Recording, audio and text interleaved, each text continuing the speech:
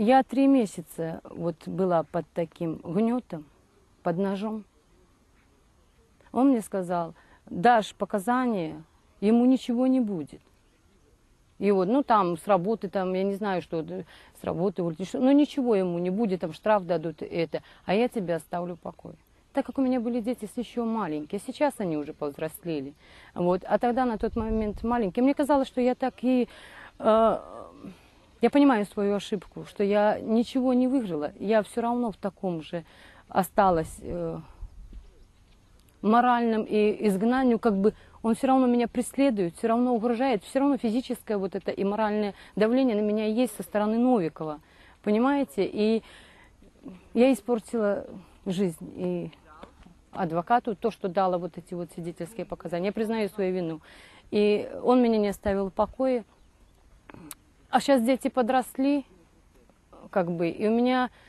Но я все равно этих 3 года мучила меня совесть. Мучила, не давала мне спокойно не жить. Я и плакала, я все что... И я решилась, я поехала. Я позвонила, я сделала смс-ку, сказала: прости за все, конечно. Я сделала я сама. И это мое добровольное решение пойти. Что бы ни было, какое бы наказание ни было, но исправить ту ошибку, которую я сделала, вот именно под давлением.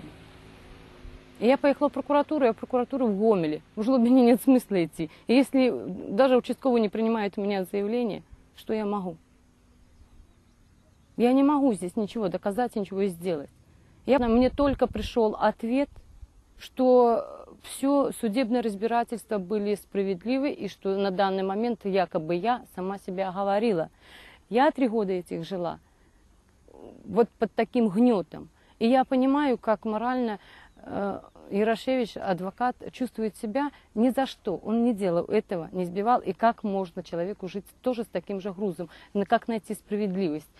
Я только подчеркнула еще раз для себя, что Новиков, что бы ни сказал, какую бы ложь, какое бы он дело не сфабриковал против меня, против любого другого человека, почему-то ему верят. Я не знаю почему.